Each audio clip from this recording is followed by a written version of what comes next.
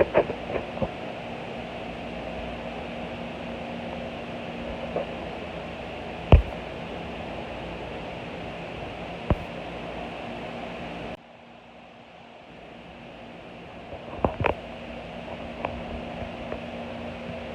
afternoon, Internet.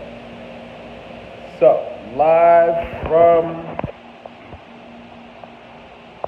Mikey Likes It in Harlem. So, Mikey Likes It Academy is one of our business brands that employs the youth as an alternative to incarceration. It literally creates a system that trains the youth in public health, trains them to be able to get their food vendors, to work with other youth and be mentors, but also to be employed. And it's a 4 to 5 year internship. And so that means, in New York State, we do horrible things like 6 horrible months at Rikers and then 5 years on probation, right? Like, who's supporting the youth on probation for 5 years? So we designed one of the first academies to do that, because if we don't do it, it's not going to happen, and we're the ones who make change. And so everything that you buy in the store will help support the youth. We're going to create a cafe with a coffee brand, ice cream trucks, all of that so that the youth have an income. So, speaking about the young people, I was talking to this team of Dominican youth who were on Fordham Road, and they were talking about how all of the business owners had got these letters from the cops about looters and about these Black Lives Matter riots.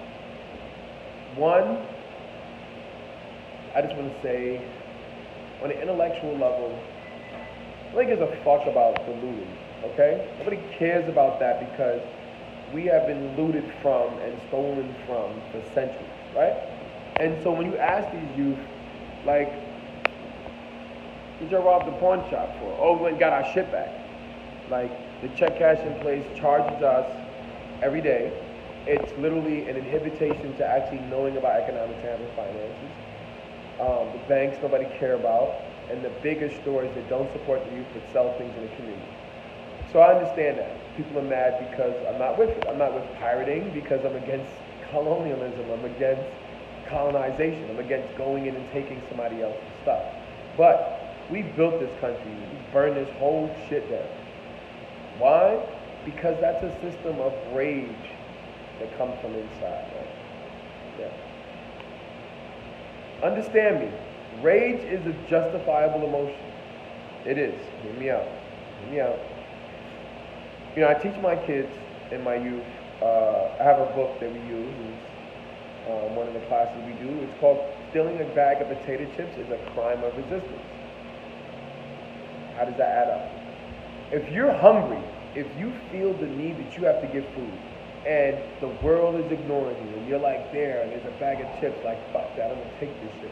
Like, that bravery, that amount of bravado, that amount of gusto that allowed you to take that was a survival instinct. Like, what's violence is that the fact that we have kids hungry. What's violence is the fact that we have a welfare state that depends on the capitalization of other people so that other people can feel okay. What's violence is that we have a 1% that holds all of the wealth in the world, and that people of color represent less than 1% of that.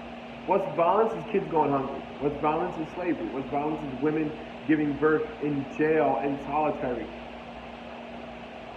Or the fact that the governor of New York City is using solitary confinement as a means of punishment right now for people of color if you have COVID-19. That's violent. What's violent is to withhold the people for 400 years, restrict them from education from 100 years, and then put all these false expectations of citizenship, like there's a structure or status of equality between the races. And yes, a color does matter, right? And so those things are attributed to violence to me. That is violence in the community. That is violence against human beings. But we look at a kid stealing a bag of chips as violent. Like, what was the underlying issue that you wanted that bag of chips? Did you want it? Did you feel like the country didn't pay you enough attention or capitalize off of your pain and suffering so that you like, fuck it, I'm gonna take it because I don't have any other resources. They'd rather use me than abuse me, right? Use me than teach me, or use me than infuse me with anything.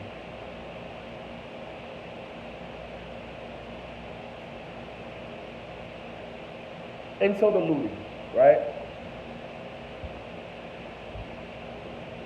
When you look at looting that America has done, the entire process of taking a person and removing that person from society.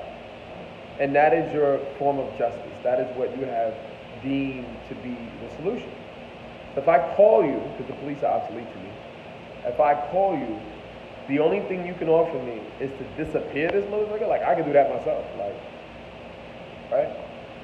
So, with the understanding of it, the healing, the component where you're not forgiving, but you forgive yourself, you know?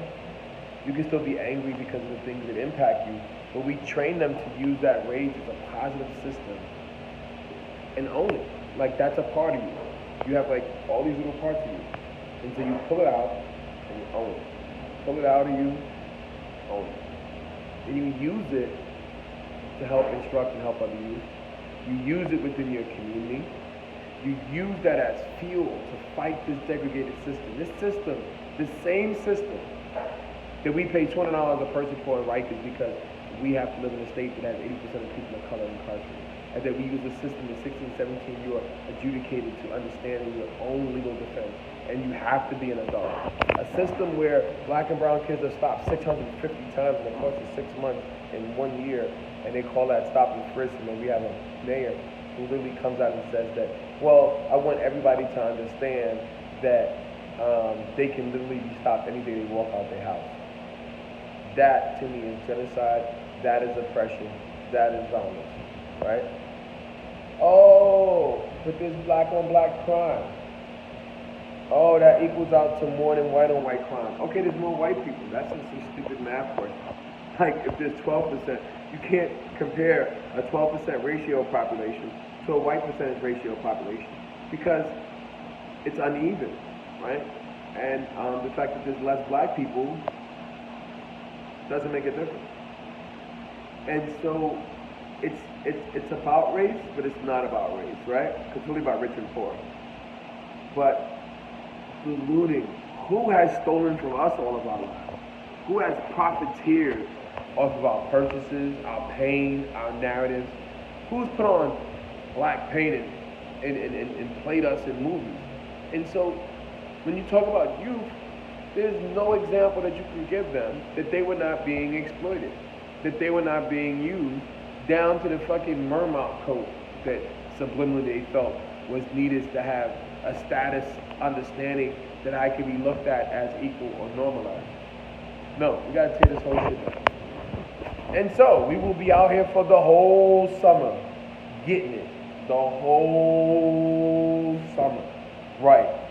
It's gonna be the summer of activism, baby. It is Liberation Summer, and we're gonna have an ice cream for it. So, coming soon, some Black Panther, Young Lords ice cream under the new Black Lords project. Coming soon.